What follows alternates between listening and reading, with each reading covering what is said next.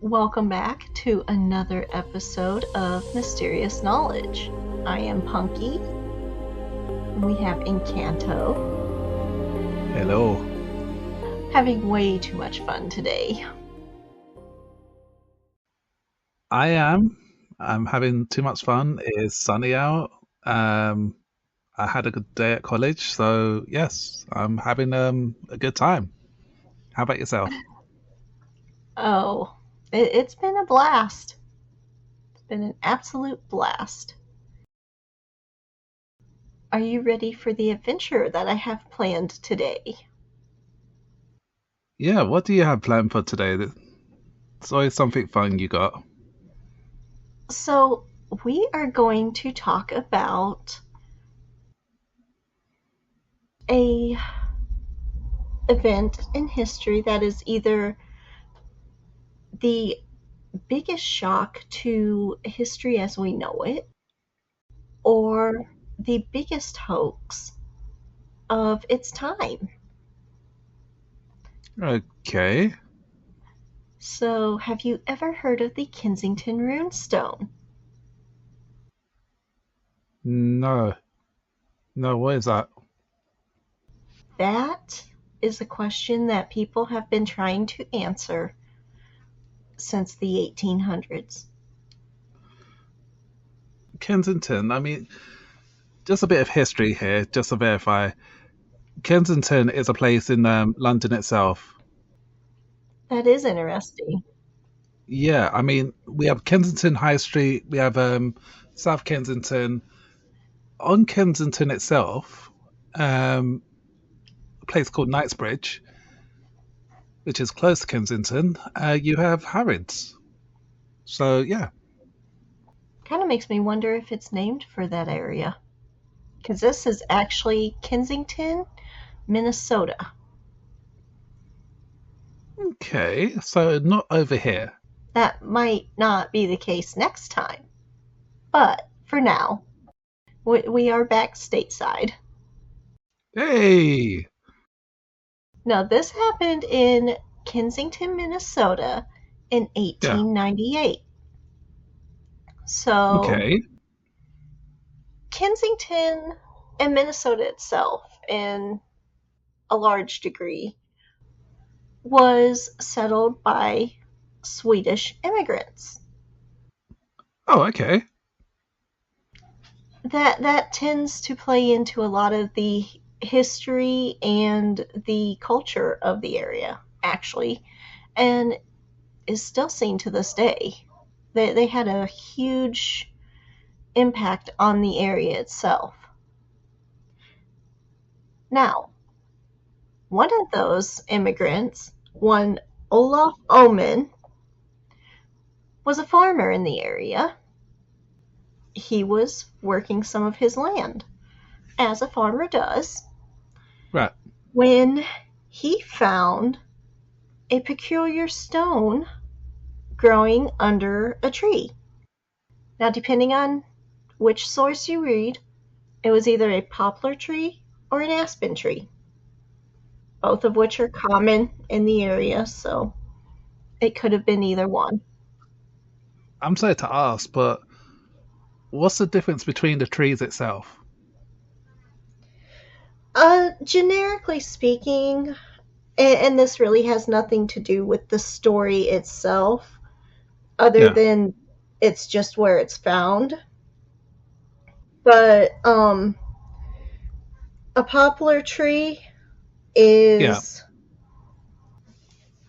a genus that includes aspens, cottonwoods, big leafy trees.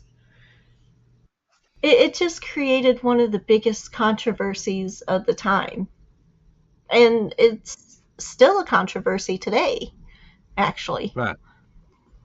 So we know, most of us know over here, the story, Christopher Columbus sailed the ocean Yeah. blue, blah, blah, blah. Right. The man got lost. Let's call a spade in this case. The man got lost. And he stumbled on a continent. Credit where it's due. If he got lost, anybody can get lost. Well, yeah, I mean, it's a common factor. It is. It is. So the question then Hmm. becomes, who else potentially either got lost or, in fact, actually knew how to properly navigate the seas and found what is now North America? Hmm. Now, did this person use a compass?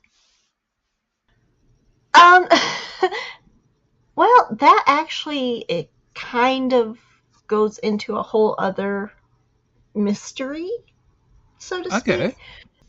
If the stone is legitimate, and I say if only because we are looking at the big picture here. I will keep my opinions until the end. Okay. If the stone is not a forgery, it implies that Vikings found America and they would have used what they call a sunstone. Okay. Yeah. Yeah. I can see where that might lead to. Yeah. That is a whole different story for another time, Yep. but I have seen the idea of the sunstone explained on TV. I would get lost using it. I'm not gonna lie, I would get Yeah. lost. I mean, But it's technology that we just don't use anymore. well, it takes a keen eye, and I, for one, don't think I would be able to tell how to properly use it. Yeah. But Same. I also was not raised with that skill in that culture, Right. so chances are, I mean, it seems to have worked for them. Look at how much they've traveled and didn't get lost. So Yeah. their version of a compass worked, but Well, that would have been what they used more than likely. yeah. And good for them for being able to use this sort of technology that we have still relied too much on electrical devices to help us through our day-to-day lives. And I think it's amazing that back then people were able to use these type of devices, these equipment that they made, like the Stonehenges and things like that, pyramids. And this is mad. It's crazy. It's insane. And that is actually part of why they consider the runestone itself so questionable. Not that it grew out of a Not tree. not not that it grew out of a tree. No, that never came into question, ironically. But I mean, yeah, I they, mean, literally. you know, nature is nature. Nature does what nature does. Well, But I mean, yeah, I'm not even gonna question it no more. well, there'll be plenty more to question because this was not just a pebble, not just a small stone. It was a 200-pound graywacke stone. What now? It's a type of sandstone. And I'm not a geologist, I'm not a rock collector, I'm not anyone who's going to be able to yay or nay this without a whole lot of research from Yeah, somebody with some skill. that is fair.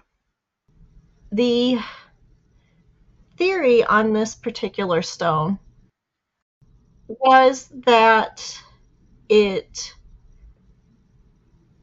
would have been from the prehistoric ages, back around about the Ice Age era, moving with the glaciers and such. So we're talking proper caveman now. Caveman Oh, era. yes. Oh, yes. Oh Oh, wow, that's yes. even more that's even more crazy. It Okay. really is. And actually, for anybody who is not aware, so Minnesota is around the Great Lakes area. The funny thing about the Great Lakes area is they really are basically inland oceans. They act more like oceans than they do lakes. They're not cute. They don't give you warm fuzzies. They really don't. Well, that's sad. It really is. I've got stories, but Waiting to hear them at some point. oh, there will be stories. There there will be adventures to be told. They uh they were carved out by glaciers.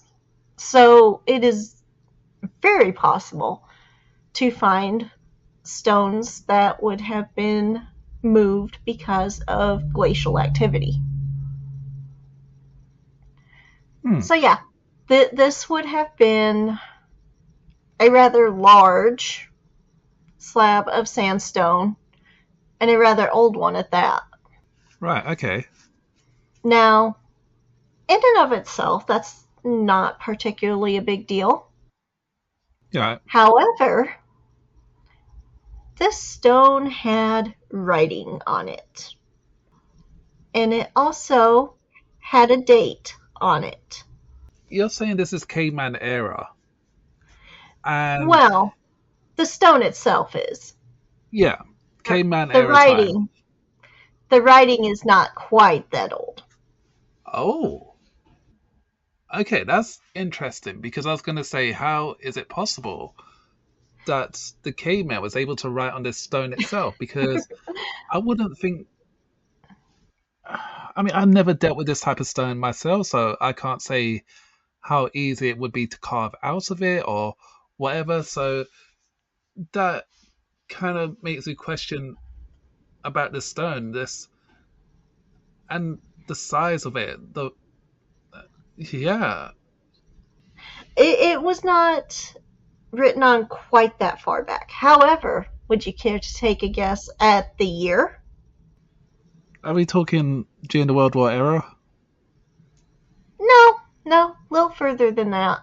Oh, after World War Two. I'm Before. saying. Before. Oh, before World War Two. Yep.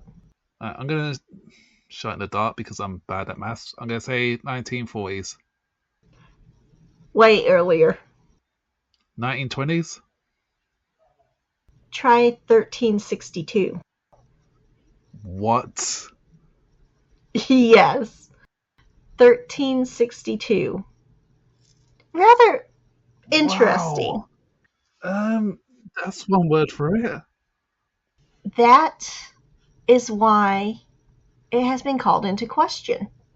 The story is that Olaf Omen found the stone and he thought that it was Native American carvings on the stone.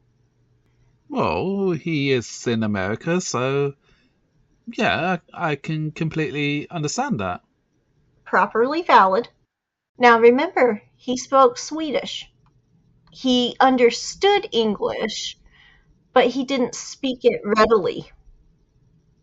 He could hear it and understand it, but he could not speak it himself properly. So, just wondering, but did that give him a hard time being over there because he wasn't able to speak the language entirely?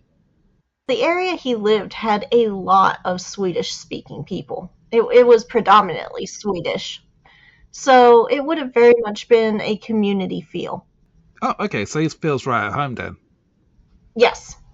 But the funny thing is that Olaf showed this stone to a couple people, neighbors and such. Now, one of those men wrote a letter to the publisher of the Swedish language newspaper of the area. And that publisher then showed the letter and a copy of the inscription that had been included in the letter to some colleagues, professors and such, who you would think would find this interesting and actually be excited to do the research. Yeah, I mean, this is something pretty big here. They found a stone with mysterious writing, and I'm guessing that none of his friends could actually translate it either. They deemed it a hoax without ever looking at it. They haven't even looked at it and they're already calling it a hoax. Why? I mean, look, I get it. Like now in this day and age, yes, it's hard to tell real from fiction at times. But I mean, did they have a picture of it, or was it just a case of just writing it down? Or... They wrote it down the best that they could tell what it said. Right. Okay. It was basically a transcribed copy. The 4 runic experts that saw the letters deemed it a hoax. They said it was a badly written hoax and wrote it off. But you haven't seen it. I mean, now to just be fair to these people, I can kind of understand why they may say, look, it's probably just a bad hoax because they probably don't have the time and resources to go down to see it in person. So, and they probably do get probably loads of letters like this. I'm not going to say hundreds or thousands, but because they probably do get silly mail at times. But yeah, I mean, yeah, it's possible that they may look at it and just think, well, no, this is a hoax. Like we don't have no time for this. We're busy doing other stuff. So I can kind of fire it back in that sort of range, but maybe that's why they didn't find it so interesting. It's hard to say. It really is. Oh yeah, of course. Some of the things really went against the verification of the inscription. Was there were missed markings in the transcription. Oh, was this because the guy rushed it, or we don't know? We don't know, but I'm thinking because Olaf does admit that he retooled some of the markings in an attempt to read it clearly. So basically, he took a nail and he tried to carve out where the carvings already were to try to make them clearer so that he could see what it was. He didn't do it to the whole thing, but he did it to a few lines. That's not necessarily a bad thing. Usually I would say yes, it is, but not this time. Yeah, because I was gonna say, what is your feelings towards that when he has actually done that? Because it's kind of like tampering with the evidence in a sense. It's kind of lost its value once you start tampering with things like that. But In this point, it also helps to vindicate him. I guess, but You can see the difference between the retooled marks and the original, which means it shows that there was time between both of them being made. It's not like he took this, carved it, and then added a couple extra scratches in there just for good measure. no, of course not. No, I would hope. Well, I'd hope he wouldn't, to be honest with you. But obviously, I'm not him. That was one of the issues. They said that he carved it himself. And Ah, yeah. yeah, but he only retooled. So it showed that there had been time between the original inscription and the time that he reworked part of it. And it's not like he changed it. He basically traced it, much as you would if you were, say, trying to clean an inscription on any kind of stone plaque. You might kind of scratch out some of the dirt. Obviously today we wouldn't do it quite as harshly as taking a nail to it, but Oh, yeah, of course, yeah. The techniques that we have now, I mean, digging up dinosaur bones using certain brushes and things like that to preserve it. Yeah. archaeologists have a whole different way of taking care of what they find. Olaf was not an archaeologist in any stretch of the imagination. In fact, everyone who has spoken to him and of him and actually taken the time to talk to him has said he's a plain and simple farmer. He is working to take care of his family and gain substance from the land. He's not looking for fame and fortune. He's not looking to get rich quick. He's not looking for anything other than working with his own hands to take care of his family. And in fact, they say he is a very honest and candid person. Look, he's just a working man. He just wants to get paid, like, do his work and, just live off the land. It's simple as that. Exactly. That is the one thing that everybody agrees on. And it really boggles my mind because they actually tested the stone a couple of times. The first time, they didn't have all the technology that we do today, obviously. Of course, yeah. But there are a few things that stand out. So the first thing that is obvious is what's called root leaching. There are lines, you see white lines that go across the face of the stone. Now, the funny thing about this, so the stone, remember, was found under a tree and it was covered by about 6 inches of dirt. We had, I grew up on a farm, and part of the old foundation was still on the land. You could see where the old barn sat. The ground was still around the concrete, but there were concrete pieces you could see. Knowing there was a farm there was obviously a barn, Yeah. there would have been a house. Yeah. Common sense. But you didn't see anything from the house until we started doing some work for a new house to be put in. And when they started turning the land up, Hmm. they found bottles, they found nails. Well, I mean, the land had been in my family for quite a while. So it was probably one of the original houses. And, people toss stuff as they do. And it has to go somewhere. And sometimes that's underground. You never know it's there until you really start working that area.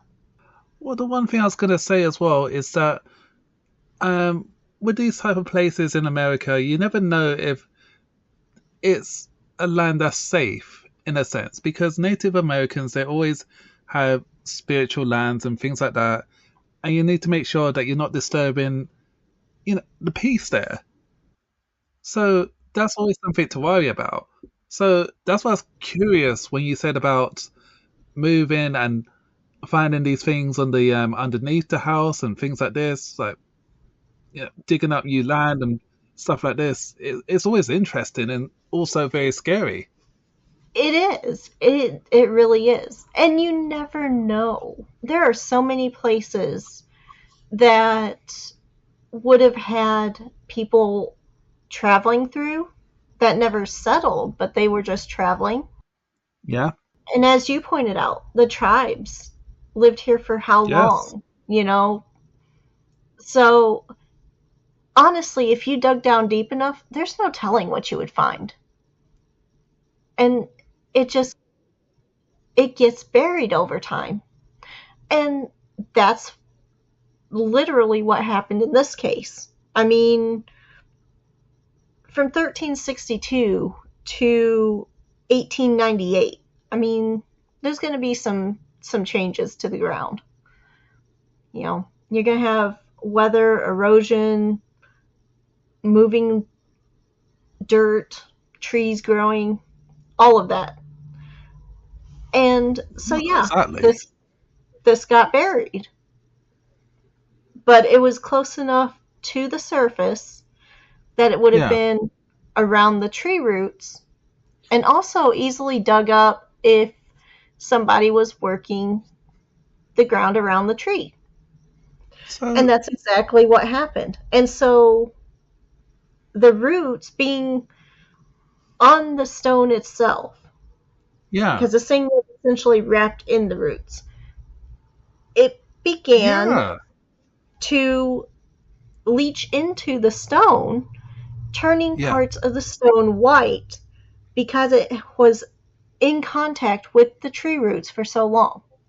Here's my question towards all of this, and one that's really curious from my view itself. You say that it's surrounded by tree roots. Digging up this stone itself, did that not disturb the actual tree itself, not cause any damage to it?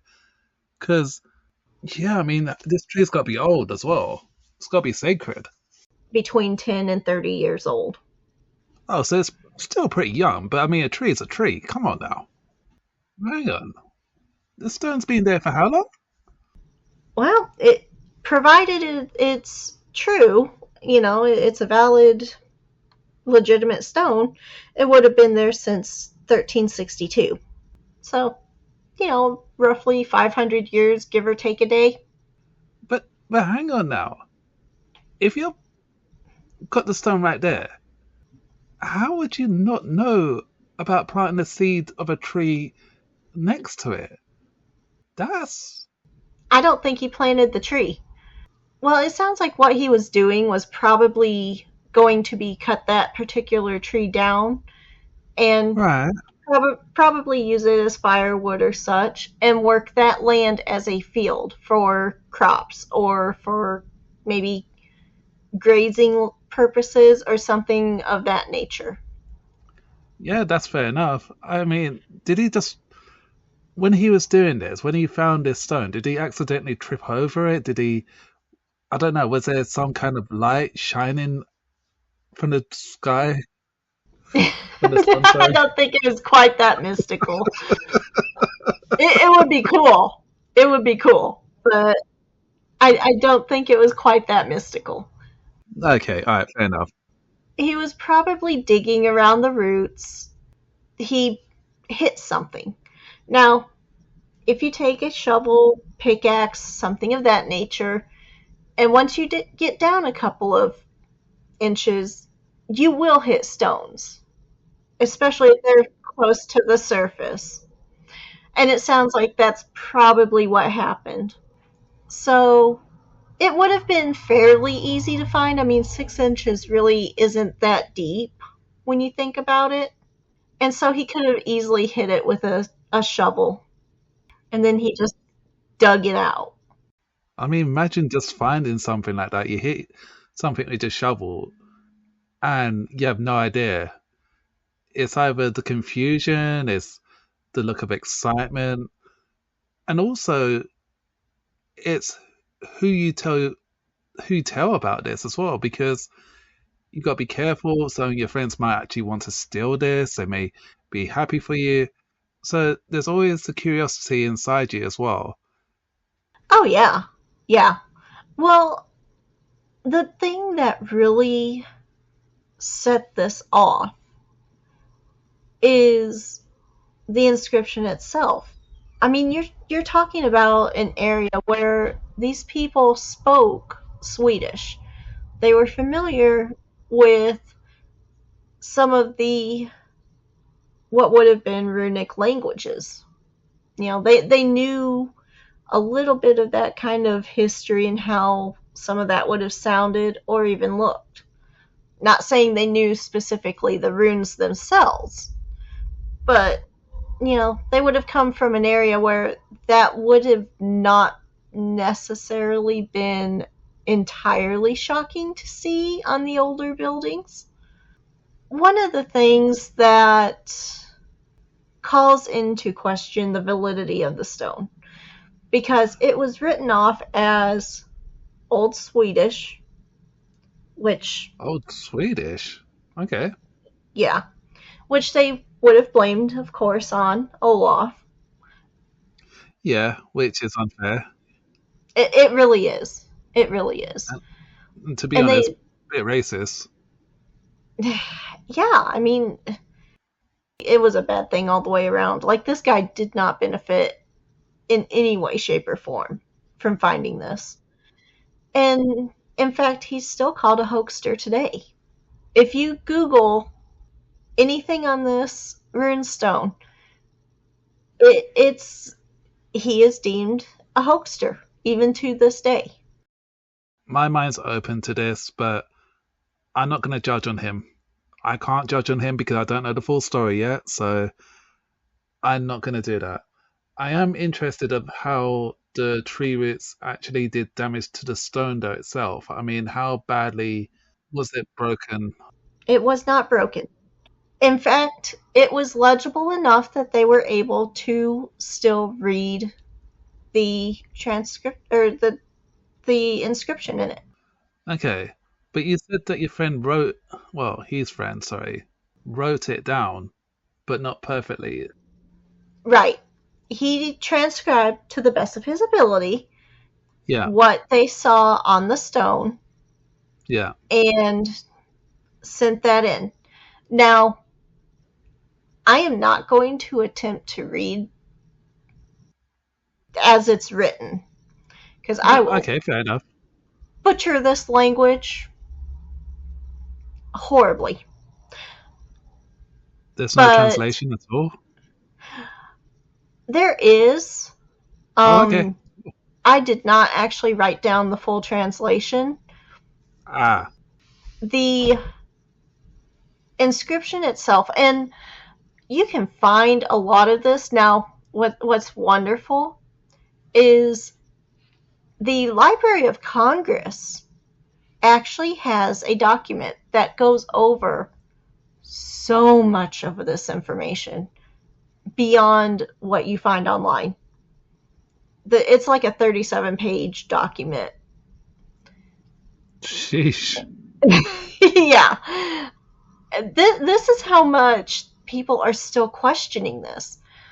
It was published in 1909, and what they have is it mentions Vinland, and it basically says that 8 Wolter, which they now figured out was 8 people from Gotland, and 22 Norsemen.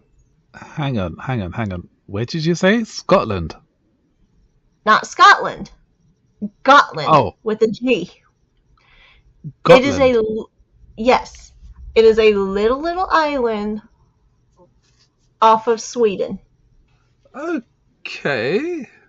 This is pretty interesting to hear. So, right. And I will admit, when I read this, I had no idea Gotland existed. No, but there you go. The more you know. The fact that Gotland is mentioned, that in itself is insane to me because it mentions that these people basically had camp And it also mentions that there are 10 men that presumably either died or are found dead. Now, we don't know if they were part of the party, if they were people that already lived there and the party came across them. That part we don't know. It never really says. Right. Okay. So that's still just part of history. Yes. And we, from the inscription, know that there were 14 that were still with the ship or ships. And then the date is 1362. There's not a lot to go on other than a group from Finland. The interesting thing about that is, and again, this I didn't know until I did research on this. Finland does not necessarily mean the area of Finland or Sweden or any of the Viking or Norse areas. Right. Okay. It can also apparently mean a place off of Massachusetts. Oh, I guess I misspoke earlier. I guess I should have actually tried to translate it first. It was 14 days journey, not 14 people, but 10 men by the sea, and they found 10 men red with blood and dead. So, but 10 men by the sea, so with the boats. And they were 14 days journey from wherever they started. And we don't know what they were doing. We don't know. The interesting thing, when they first translated this, okay, they went off of what they knew of languages then. Now, the way they translated it, they put 8 Goths. Now, they translated that to mean Swedes. So, people from Sweden. Now we know that there is a Gotland. So it could potentially mean either one, really. And then 22 Norwegians. Now they put a journey of discovery, but they've now come to think that it could possibly be a journey to claim, so staking their claim to the land. Right. Yeah. Okay. So, and there's still a little bit of controversy there, but Yeah. Yeah. Yeah. Yeah. again, Fair. we're working with a very old language. Well, yeah. One that at the time no one knows what's really being said, how to translate it. So yeah, that's head scratching. When they mention Vinland, they say from Finland westward. So we're assuming that the Vinland that they're talking about, 14 days from what became Kensington, Minnesota, somewhere to the east. So, and it doesn't say, 14 days on foot, by horse. We don't know. Yeah. What type of transportation was being used then? Because this is the thing. Back then, you didn't really have. Well, I'll be honest. I don't think you had train lines that connected then, at least. Not that early. No. So that wouldn't happen. So I'm guessing more than likely it's boats. Very possibly. They say that it could be eastern Massachusetts. Right. But there's also the idea that it could be somewhere in the Great Lakes region, or even one of the islands more toward Canada.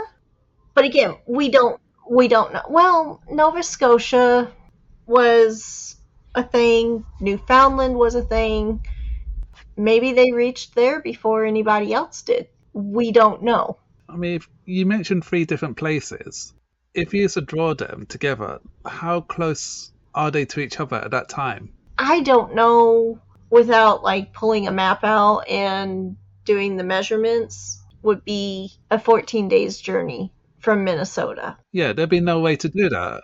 I wouldn't think anyway. No. So to me, none of them really make sense. Old maps that may not have been accurately drawn. We really don't have a lot of information from the stone. No, which is still confusing. It is. There's a couple of things that really it makes it half a dozen one dozen of the other, honestly.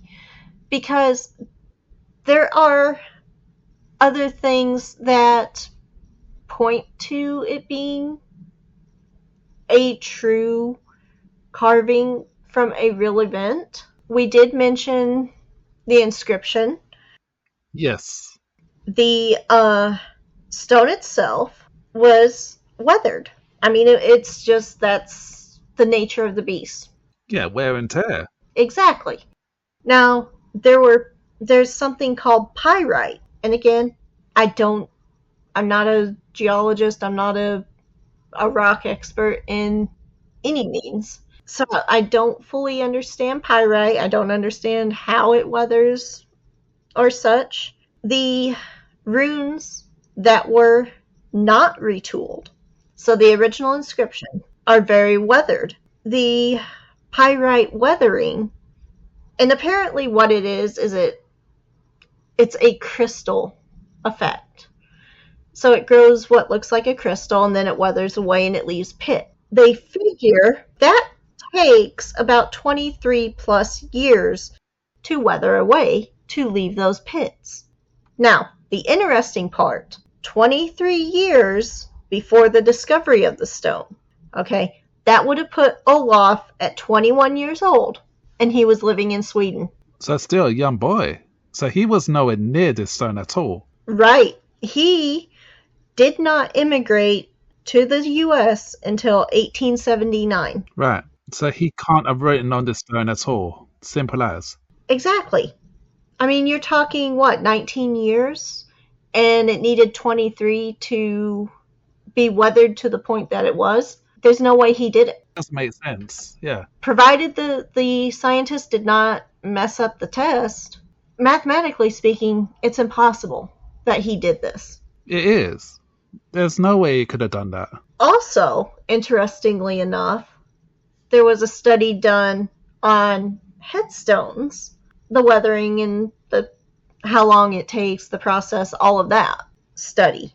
Now, again, I don't know what biotite is, not my wheelhouse, but based on the study of headstones that they did, it shows that the inscription would have to be about 200 years old to weather to the state that it had.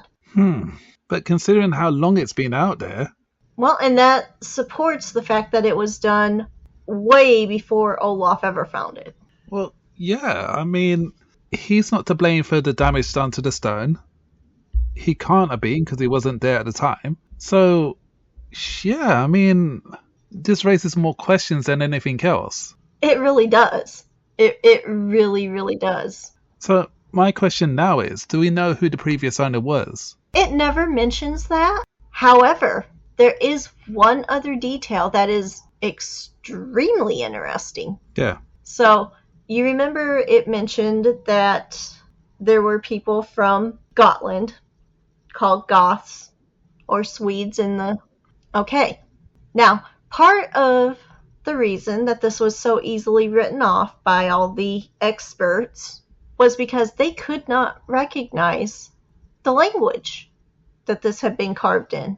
They called it early Swedish and English. Now, those runes actually traced back after several studies to Gotland itself.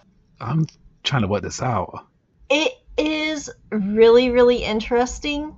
The interesting thing about and when I say interesting, it's like mind-blowingly interesting. There are what is called the Gotland picture stones. The runes of Gotland were discovered after the Kensington Runestone was found. You can see the picture stones, like you can Google them, you can find pictures of them. They have now found over 400 picture stones. Some of them are standing in their original sites, others are now in the Museum of Gotland, some in Stockholm, and a couple in other areas. A lot of them are pictures, as the name suggests, symbols, scenes, things like that, and they will have runes carved around their edges. And the runes look near identical to the Kensington Runestone. Wait, hang on. There's more stones like this? Not exactly like it. The funny thing between the picture stones and the Kensington stone, most of the picture stones will illustrate religious concepts, animals, weapons, clothing, housing, daily life stuff. They kind of are used as like the equivalent of a name stone or a marker or something of that nature. A lot of them had pictures, and then the words were kind of along a border. The Kensington Runestone, by comparison, was essentially a block of text. Right. It didn't have pictures, it didn't have... That would make sense if it was a memorial or place marker. Yeah. Rather than something that was meant to be a permanent figure. I would say the same concept, but the Kensington Runestone was meant more to be kind of like a permanent diary entry kind of thing. Mm. You know, it may not have been, for intents and purposes, a headstone or a memorial, but it was meant to be a record of some sort for some reason. Yeah, because I was thinking, I mean, I know they said this is pictures or whatever. It sounds very bizarre to me because there's no pictures at all, but maybe it's telling a story on the stone itself, and one that we can't actually, well, back then they couldn't figure it out, but possibly now, the full translation of it, maybe there's more to this stone than what we realize. I'm also curious if there is more of this stone that's not being found, as if maybe there's a second version of it, if it's telling a story or directions, whatever it says on there. I do wonder if there is another part of it. There's never been another part found. There was a group, a university group of people who faked one.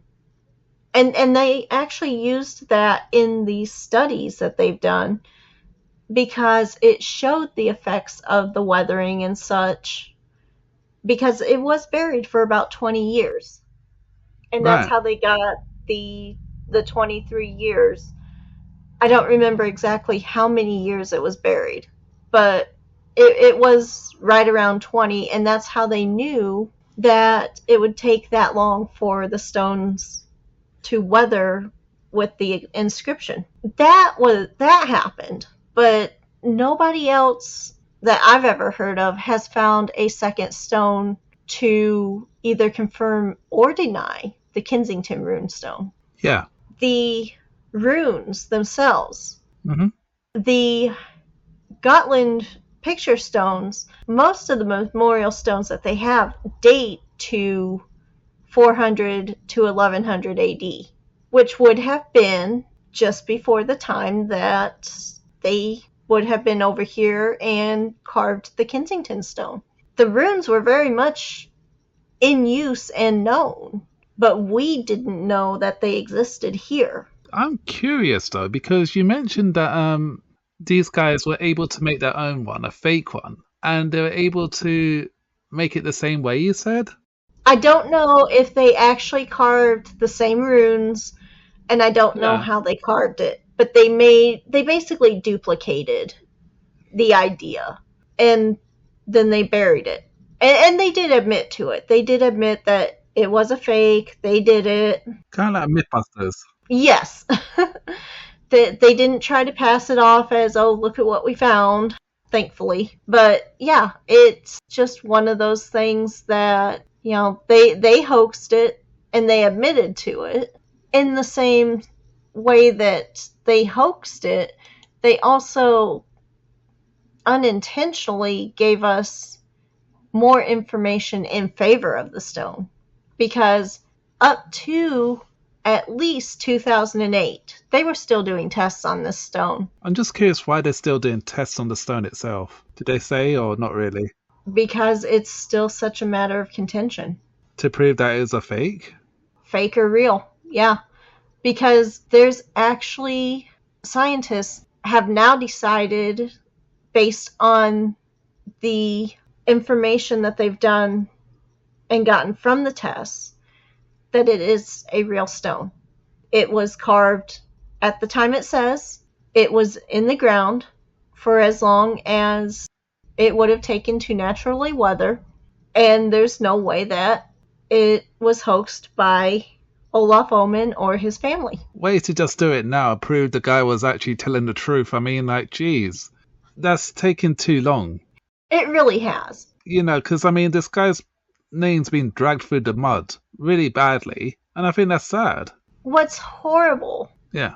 the people that wrote it off at the beginning Yeah. did not look at the stone, never saw the stone, did absolutely zero studies of it.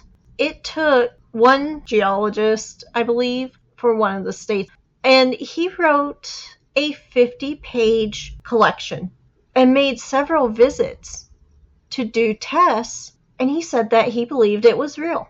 It was authentic. It had been written off until that point. Honestly, he said that he would figure the runes that were inscribed had to be at least 50 to 100 years old. We're talking way before Olaf. There was just no way.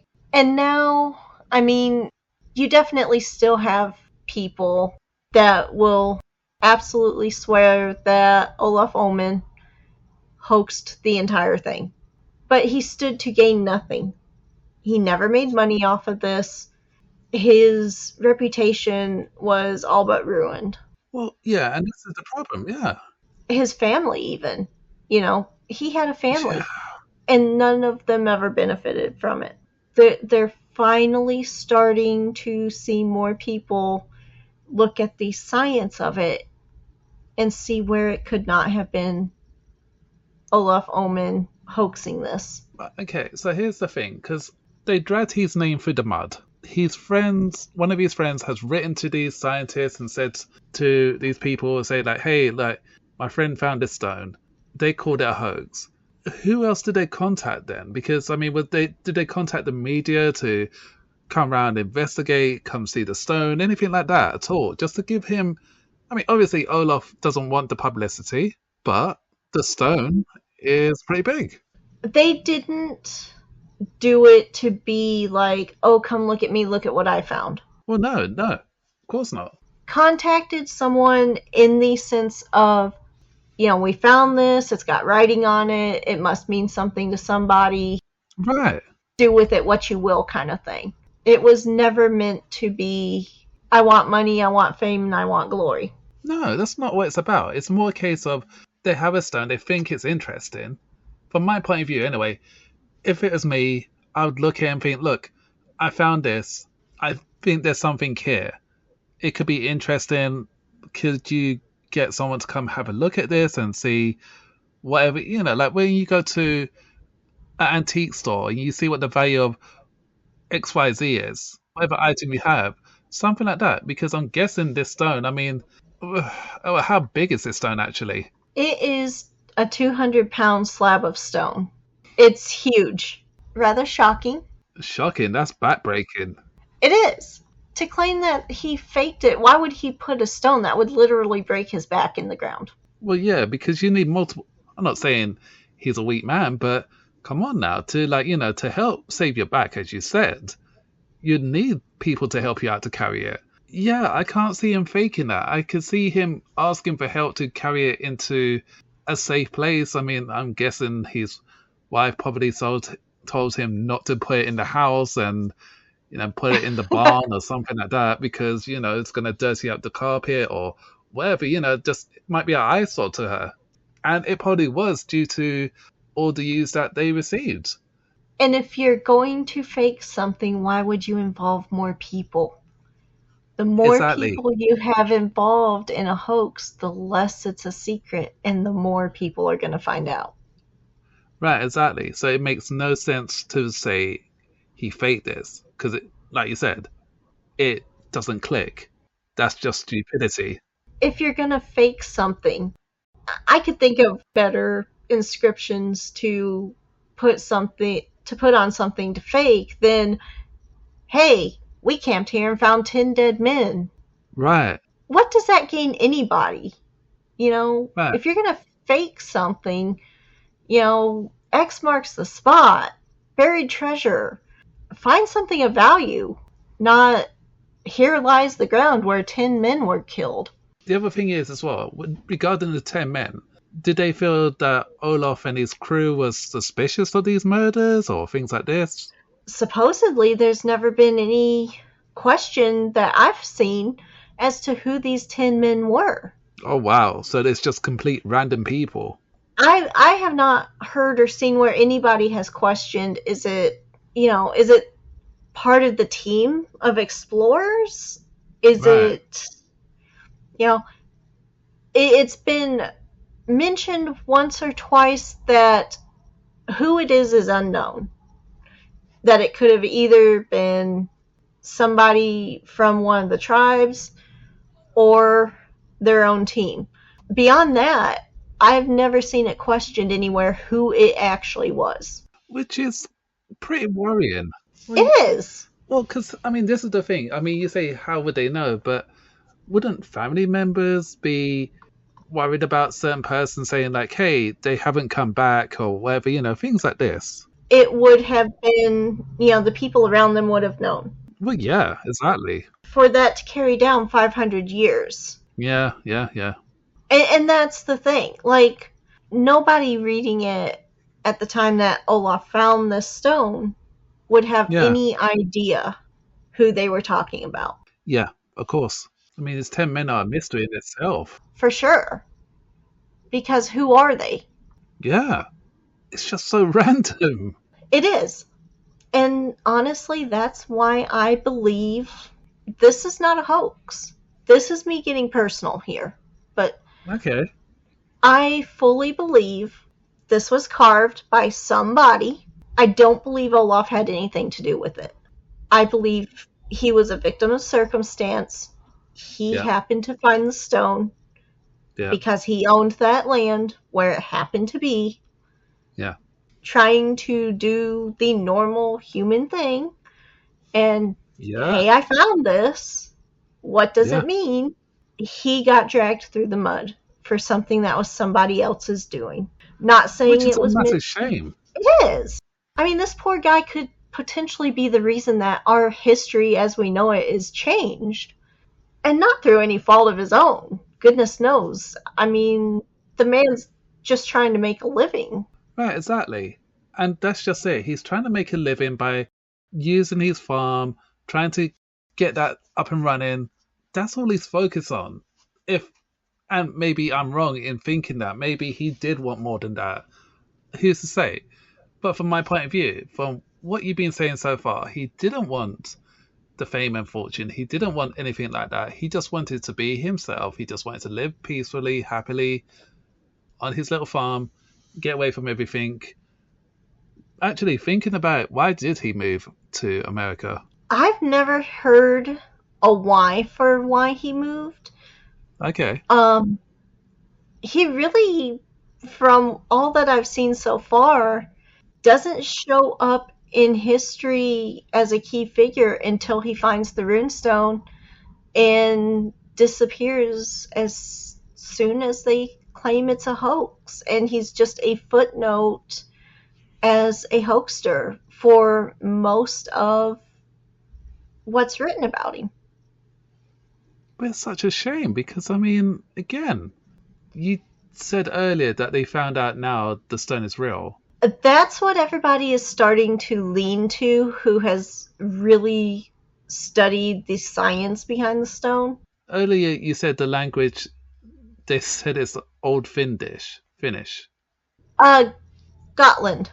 So it would have been Swedish. You have borrowed words from other languages that, unfortunately we have people who conquered other lands. Yeah, we do, yeah. Yeah, Scotland, unfortunately, was as prone to that as any other, yeah, and it was on a major trading route. They had interactions with other people because of that as well. That's the natural evolution of language. That's going to happen. But yeah, the base of it appears to be from Gotland. How did they find out this was the language itself? Because that's an interesting fact. They started finding the picture stones. So when did they find the next picture stone? And where was that located? They located them on Gotland.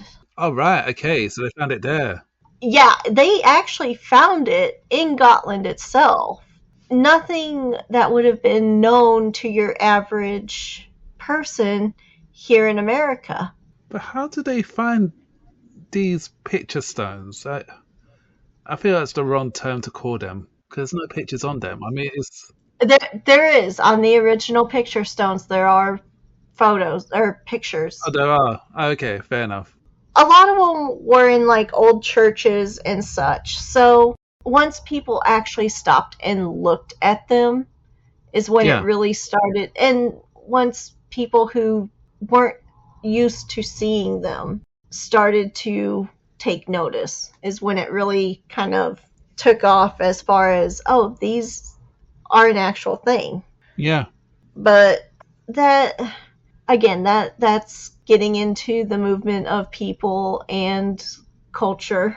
You know, it had been a thing for a long time, and much like you said, it took the archaeologists doing digging. They started to find the history of this island. yeah. I'm just wondering how they came across finding the translation at first to find out what the language of the stone said and things like this, because that's always interesting to find out how they're able to decrypt it.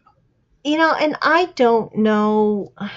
Unfortunately, I did not get into as much of the Gotland picture stones as I would like to because there are a lot of things that are just, there's a lot of information there. Right, yeah. It does sound like it there is, and it's amazing to hear something like this has come up and found to be real, you said. But again, I'm curious, how was he able to move the stone? How were they able to move it? And where was the stone located? Well, and actually, there is a park today, Right, okay. what would have been the old farmstead, and you can go Right. see the area, and it's marked. Oh wow. Okay. Yeah, it's still very much there. It's marked. It's just an open field. Be anything special except for they found a stone with carvings. What happened to his family after this? I haven't really seen. I would assume they just kind of quietly lived their lives. Yeah, it's sad. It really is. It really is. Because I So mean, what they went through to be told, hey, like, your husband's a liar, and if he had children as well. he had children. So he had children, and the children's names being dragged through the mud and saying, "Oh, your dad's a liar," and all of this. I mean, I'm just speculating right now, but if that was the case, that did happen to them. It's a It horrible did. thing that they went through. Oh, they did go through that, yeah. So that's even worse. There were people that claimed that he was a stonemason, so he was able to carve this, and they questioned that. There were people that actually questioned neighbors and people that worked with him and Right. found that everyone they talked to they're like, no, he's a carpenter. He's never Yeah. done masonry. So this guy was lied about. There were rumors that made up information just to say that he faked this. Like I said, that's sad. He's got no real reason to lie about it. He's got no reason to say this, to say that. And I fully believe this guy is innocent in this regard. I feel very sad for him. And I feel for him and his family and his friends, of course, because they're the ones who supported him. They wanted to help him. They helped him move the stone. They helped him try to figure out what it meant, where it was supposed to go. Right. Only to be shamed. Today, rightfully so, the stone is in a museum. Oh, wow. Okay. The Omen family still does not get the dignity that they deserve. It's very sad that they don't, because I think they deserve some credit for this. And to not have that credit is wrong. I think the biggest thing that leads to this is you have scholars, you have people who are supposed to be the epitome of knowledge. They're supposed to be the ones that we turn to for correct information, for essentially leadership in this area. Yeah. And this potentially proves them wrong. It makes them human. It makes them erroneous.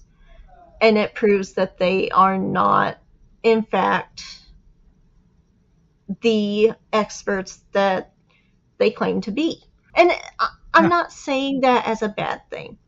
You know, we don't know what we don't know as humans. And that's fine. Yeah, respect. The problem comes when we choose not to learn when we are able to have new information brought to us.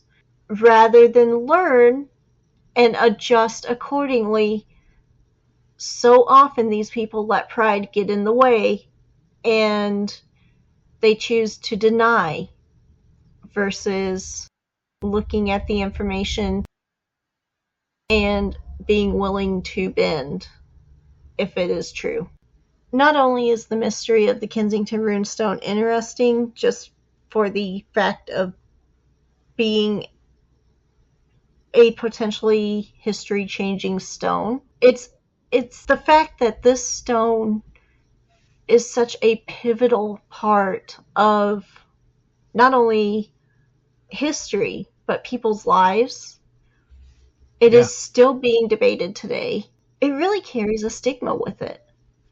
Because no matter which way, it's either a hoax that was done exceptionally well, was called out and really just put someone's life on absolute condemnation, or it's real and half of the history that we've been taught as children in school was a lie. I mean, you mentioned earlier about a team of people being able to recreate the stone. Where is the fake stone now, the one that they created? How long did it take them to make this entirely?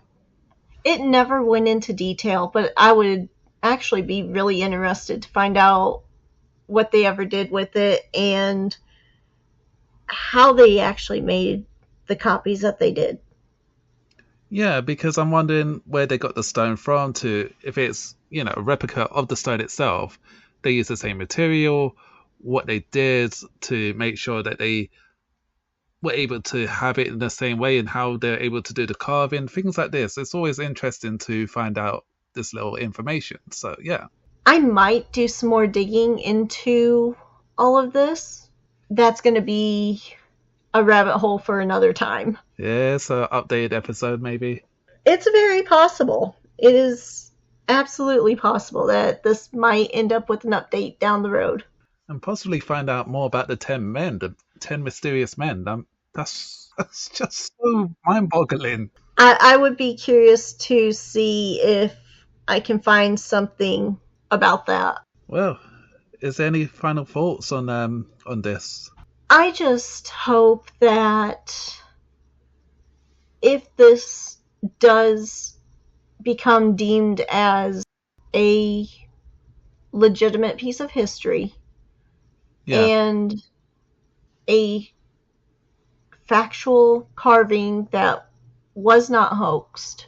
I would hope that those involved that have lived under that umbrella get the respect that they really deserve. If by some chance it is a hoax, I have questions that I want answers to. Yeah, I would definitely want that. Yeah. There's so much to unpack on that one. Very. There's way too many questions. There's way too much stuff going on, and I'd be very curious to find out what's going on, how this was made, how this was done, and yeah, I mean, as you said, you think it's real, and it's been proven now that it is real. But you also said this is still a hot topic where people are still debating it to this day if it's real or not. I am open-minded. I'm open-minded to find out the truth about this, to find out what's really going on, like the real story, the real understanding of this whole thing. It's yeah, I definitely do not think Olaf Omen carved this. I don't know who did, but I do not feel that he ever meant for this to be a hoax. So it would be interesting to see if I could dig up some more information, possibly revisit this in the future. sure, that'd be cool. I think that's all for today, unless there's anything else you want to add. I don't have anything else. I think I've probably either put people to sleep or made them really question way too much. Question everything. That's the way to live.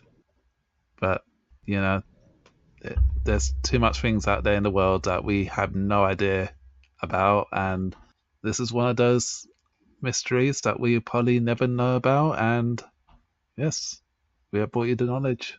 That's why we're mysterious knowledge.